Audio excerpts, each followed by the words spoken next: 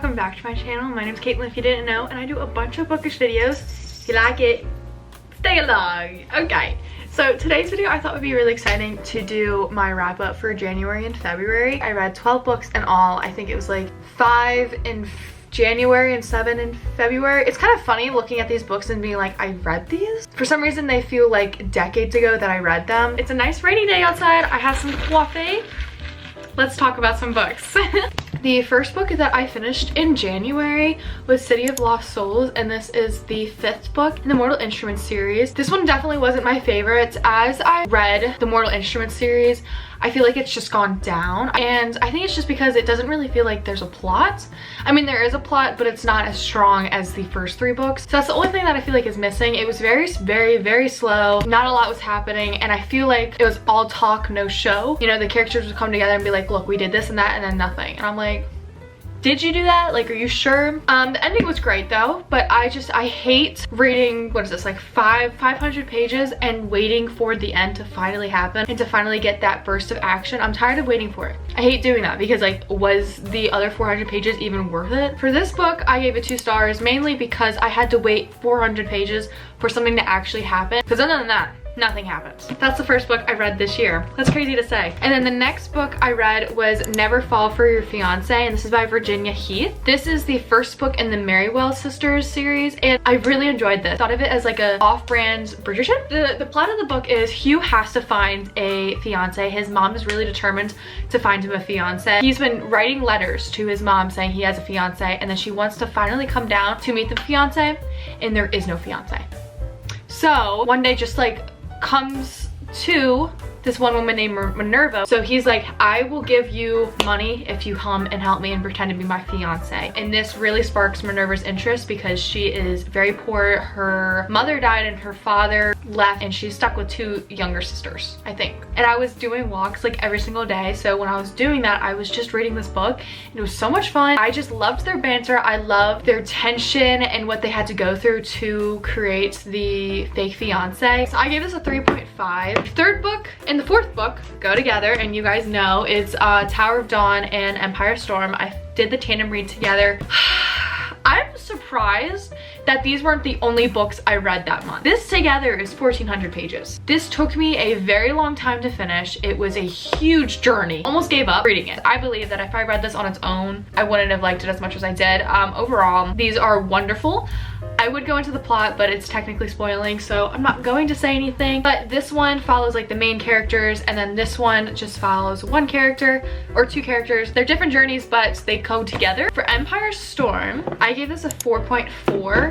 I felt like there was times that I didn't care about their main mission. It was really slow, and I cared about other characters and what they were going through. Like, I was more interested and invested in their story. But once everyone came together, it was more action-packed.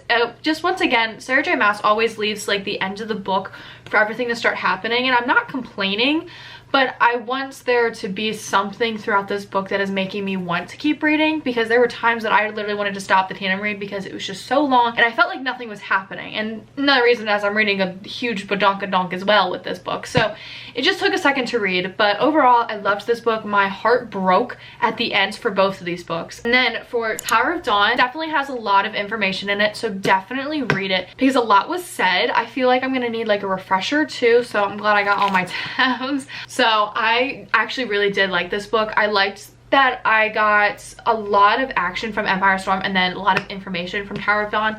It gave a break from the action, and I loved this character's journey and what he had to go through. So for this one, I gave a 3.5 because I was gonna give it a 4-star, but the ending happened, and it's not that I'm just kind of disappointed. I'm still really glad where they're at and where they're headed, but there was this one thing that happens that I was like, so what was the point of the entire book? That's one reason it was a 3.5, but I still really enjoyed it, and I'm glad I enjoyed it more than what people did for themselves. I'm glad that I tandem read this. I feel like I am an ultimate booktuber at this point because I was doing this, so.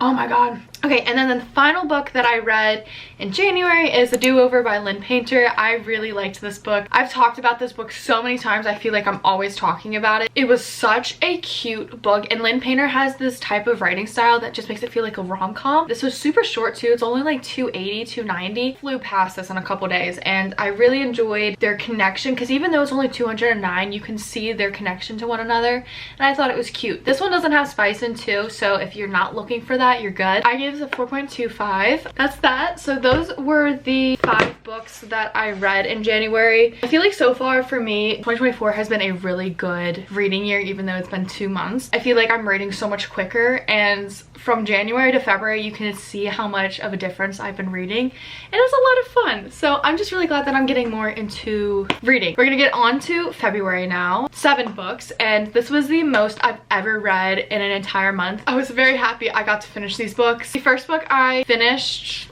well, let's just say it was a DNF, is The Fake Mate. Y'all already know because it was in the other video. This one is pretty much about Mackenzie and Noah, and both of them are getting pestered to find a mate because they're werewolves, and if you're mateless is kind of a bad thing. They're getting really pushed to find a mate, and so they decide to fake dates, fake whatever. I only got through this like 50, 80 pages, and then I set it down because the writing in this was not my favorite. It had like really cringy parts. Like the guy to me was very cringy, and I did not like him at all. It just read very Wattpad-y, and it just wasn't for me. I didn't even get to like the werewolf stuff, and I was like already like, this is not it. Just some weird things. I don't know. I want to give it a bigger chance one day, actually get through it, see how I like it, because I do want to see if like I'm okay with like the Omegaverse type stuff, but don't want to read it right now. It's just not piquing my interest. Maybe one day, but right now, no. It might not work for me, but it might work for you. Next book I really enjoyed was The Love Hypothesis. This was a 5-star for me, actually. I feel like for this book, it's either a 4.75 or a 5-star. I'm still like fluctuating between it because there were some times that I felt like something was missing, especially at the ends. I feel like once they were together, it just went quickly to the ends, and then I was kind of like, oh, like I wanted to see more. This one's about Olive and Adam, and they're gonna fake date because Olive's best friend wants to get with her ex, but she won't because she thinks Olive is still in love with him in like girl code, but she's like, no, go date him, and she proves it by dating Adam. This book was really fun. Chapters are super long. They don't feel like it's a long chapter because you get through them so quick, if that makes sense. I really enjoyed this and their chemistry. He was a super grumpy person, but like whenever he was around her, it was like a complete switch, and I thought it was super cute. Overall, I really did enjoy this book. This was the first book in the STEM series. I went to the 3rd one at first, Love Theoretically. I thought that one was the 2nd for some reason. So I read this because these characters are in that book, and I was like, why not? And this is Becca's 5-star too, I think. I can't wait to read the last book. Sorry, my hair looks kind of weird right now. Like, it's rainy today, so it's kind of a bad hair day. But I didn't ruin it. No, it's better. Okay. Anyways.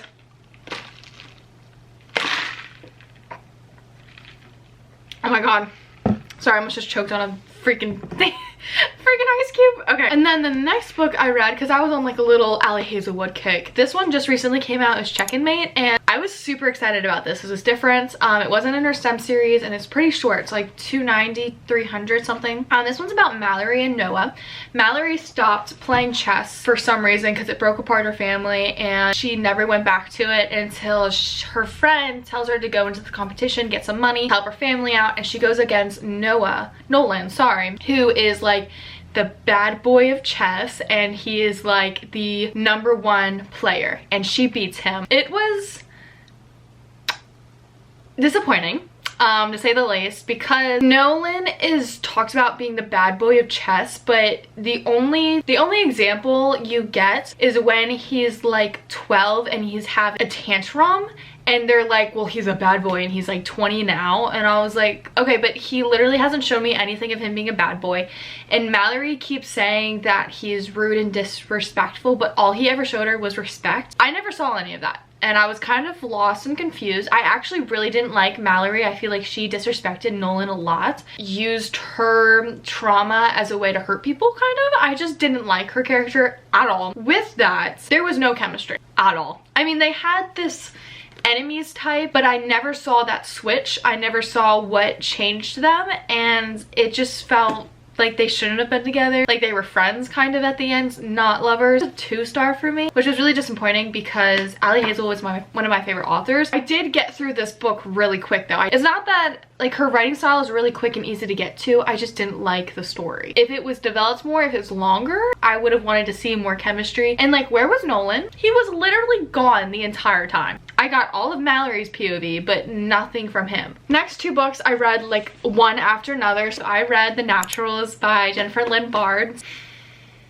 This book is Criminal Minds coded. It literally feels like you're watching an episode of Criminal Minds, just make them younger. I loved this. This was such a good book. You also get little parts of the serial killer, and it's called The You. He's talking in like, what's the word? Like 3rd person, 2nd person, whatever it is, where he's like, you, I'm doing this to you, and da da da to you. And I'm just kind of like, ugh, like shivers down my back kind. This book was so phenomenal. I loved it so much. I loved the process. Her writing style is so quick, and it also helps that the chapters are only like 5 to 6 pages, so it was like bam bam bam. I was going through this so quick, I could not put it down. All I wanted to do was read this book, and I just had a blast. There is a love triangle, but I don't like love triangles. I usually get annoyed with them, but this one was bearable. This one wasn't annoying, and it felt like it worked. I overall really enjoyed this book. So this one is actually not a 5-star, it's a 6-star.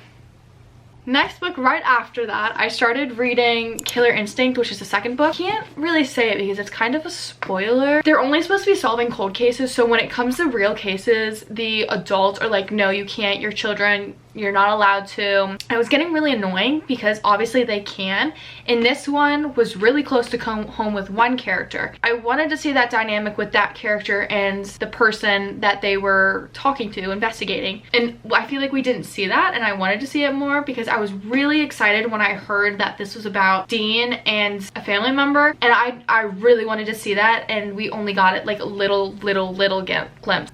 There's this one part where Dean and Michael are like protecting Cassie, and good lord, I was blushing because they were both doing, oh my god, anyways, I really enjoyed this. The only thing is the pacing was kind of slower, and I feel like I wasn't shocked at the ending. So I said 4.75. I think I'm gonna do a 4.5. It was still really good. I just feel like it was kind of lacking some stuff. I was in like the high of these books, but now looking at it, I was like, it was like a little lower. The next book, this was just in a recent video where me and Kimlin swapped 5-star reads. It was a lot of fun. Definitely check out that video. I loved doing it and I had so much fun. So the first book that I read in that series was Love Redesigned by Lauren Asher, and this is the first book in the Lakefront Billionaire series, and I had such a blast with this video. I mean, with the video and reading this. It's about Dahlia and Julian. Dahlia moved away from her hometown, Lake Wisteria. Her marriage takes a really unexpected turn and they get divorced, and she is heartbroken, so she moves back home, only to the first day see her rival, pretty much. They're kind of like friends but enemies, and there's a whole huge past with them. They're reunited, and Julian realizes that Dahlia is in like this depression, and he wants to help her out of it, so he wants to get her creativity sparked again. So they start to renovate a founder's house together. The healing that goes along with these characters is really special, and I love how mature they were talking.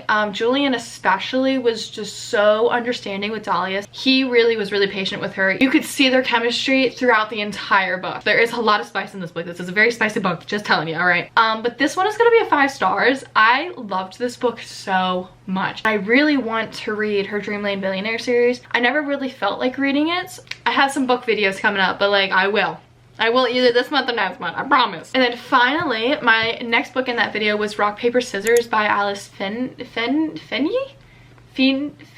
I'm a terrible person. So this is about Mr. and Mrs. Wright. Their marriage is going really south. They've been having a lot of problems because Adam is a workaholic and he has face blindness. Yeah, but he can't even recognize his own wife, and she just feels she's not seen. So they go on a weekend away to Scotland to try to get their marriage back together, and they realize that someone doesn't want them to live happily ever after. This book was amazing. Amazing. The plot twist in this book was wonderful, and they were like so carefully done. I but I didn't guess them. Other than the first one, I had this like little instinct that I was like, yes, and then it was right, and I was like, oh my god. But there's other ones that I didn't get. 2 POVs in it, and then also the chapters are super short. I did the audiobook and I read. If it hadn't taken me the couple days to read the first like 70, I would have finished this in a day. I had so much fun reading it, and it was so quick, and I wanted to know what was happening. It was a little slow throughout, but I was just wanting to know what was happening. It's the emotions that were drawn out of me because of Adam, because of like their marital problems, because you get like peeks at it. It made me very furious, but I'm glad the way that ended. I'm happy the way it ended. I think I gave it a 4.25. I forgot that it's not on my Goodreads because I didn't want Kimlin to see the ratings. I'm not a usual thriller person. This got me kicking my feet.